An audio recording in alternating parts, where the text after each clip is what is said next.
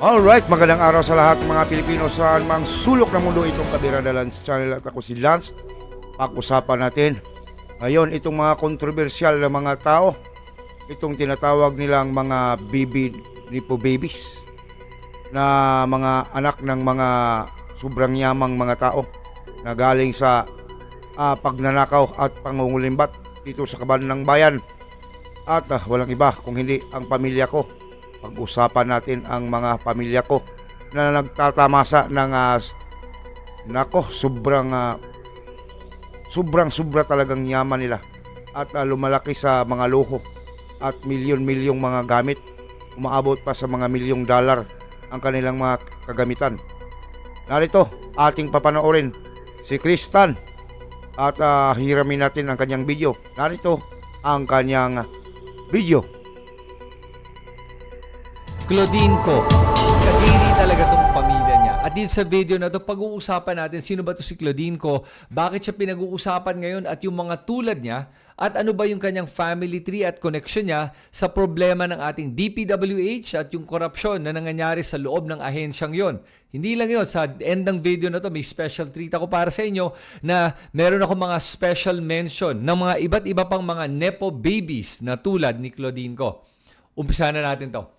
Okay, si Claudine Ko ay isang lifestyle influencer with over 345,000 fans or subscribers on her YouTube channel. Hindi lang yun, yung kanyang IG has over 117,000 subscribers. Both of her social media and I'm sure all her social media right now ay deactivated na o naka-private na. At ito ay dahil sa kontrobersya na hinaharap niya at ng kanyang pamilya. At bakit controversial ba itong si Claudine Ko? Alam po nyo kasi itong si Claudine Ko ay isang nepo baby. Alam ba nyo kung anong nepo baby? Kung di nyo alam, ang nepo baby ay nepotism baby.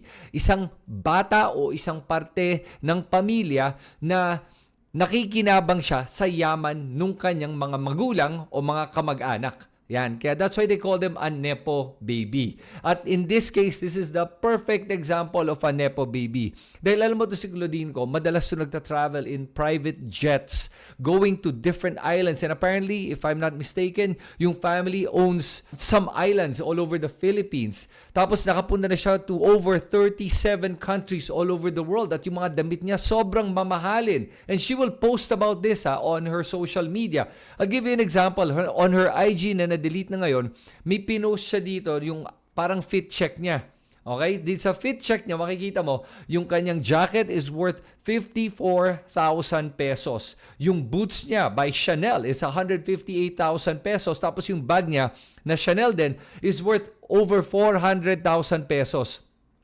Etong outfit pa lang niya na to is over 700,000 pesos. Not counting, I'm sure, the jewelry na suot pa niya na hindi na niya napakita dito sa kanyang fit check post niya sa IG niya. At dahil po dito, nagkakaroon na ng backlash sa ating mga netizens. Kasi nakakainis naman talaga siguro na meron kang mga ganitong anak ng mga kurakot na politicians natin o mga anak ng mga kontraktor na nakikinabang sa pagnanakaw sa kaban ng bayan habang majority, milyon ng ating mga kababayan ay naghihirap at nababaha dahil sa mga problema dito sa mga flood control projects na to.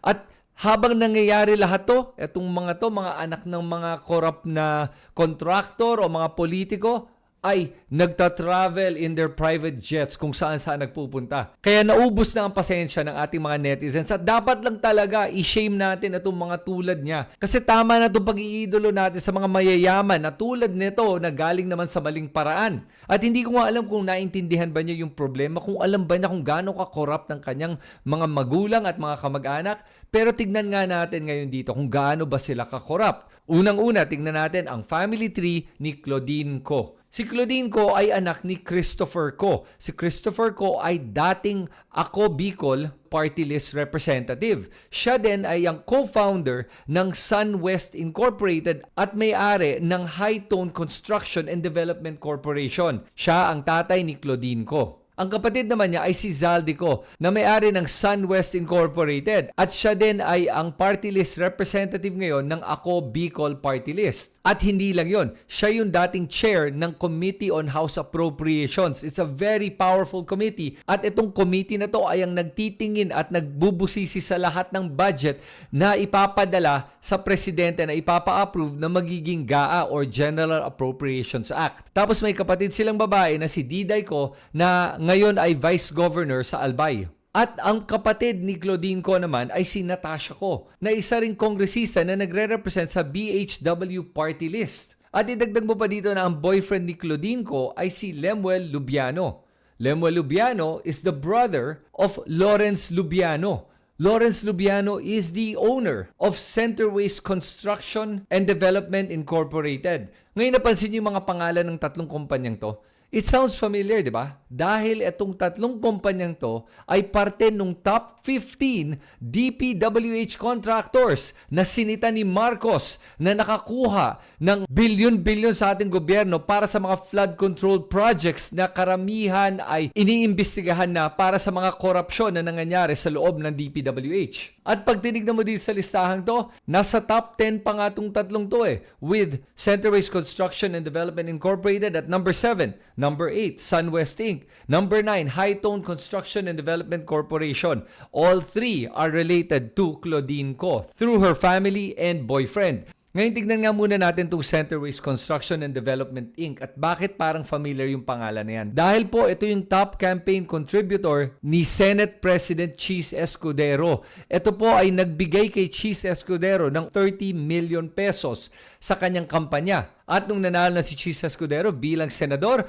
at Senate President, anong nangyari? From 5 contracts na nakuha ng Centerways Construction Incorporated in 2021, lumobo siya to 43 flood control projects in 2022, tapos naging 32 in 2023, and another 5 so far in 2024. At ito pa, 96% of all their projects from 2021 to 2024 are in the Bicol region. At doon sa 54 projects na nasa Sorsogon, 36 are in the 1st District, Escudero's longtime political turf. Kaya hindi ko kayo mabibintang kung magdududa tayong lahat kung bakit nabigyan ng 30 million na campaign fund itong si Cheese Escudero kung itong taong to at yung kumpanya niya ay nakakuha ng over 5 billion pesos in flood control projects from 2021 to 2024. Tapos sasabihin ni Cheese wala siyang kinalalaman dito, pero karamihan ng mga proyekto ay napunta sa distrito ng kanyang pamilya. Kaduda-duda naman talaga yon, di ba? Ngayon tignan naman natin yung SunWest Construction and Development Corporation,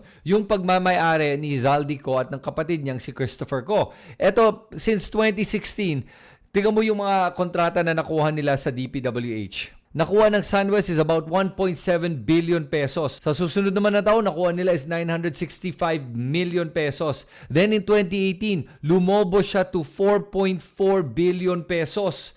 Tapos 2019, naging 3.79 billion. 2020, naging 1 billion. 2021, another 2.6 billion. Tapos in 2022, naging 10.4 billion pesos. And 2023, another 7.4 billion pesos and another 5.7 billion pesos in 2024. Ang milk, hindi dapat sobra sa calcium. Less extras, more real. Get real. Get Arla. Grabe!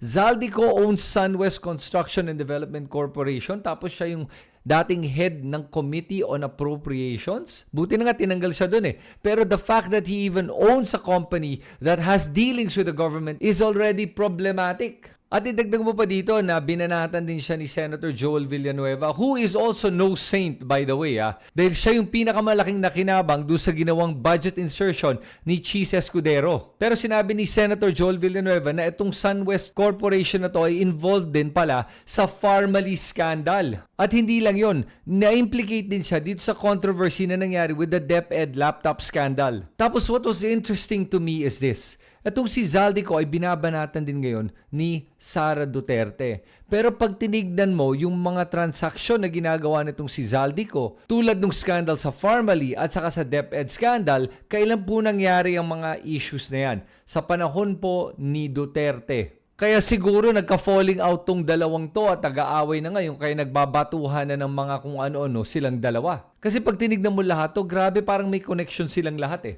Ngayon tignan naman natin tong High Tone Construction and Development Incorporated.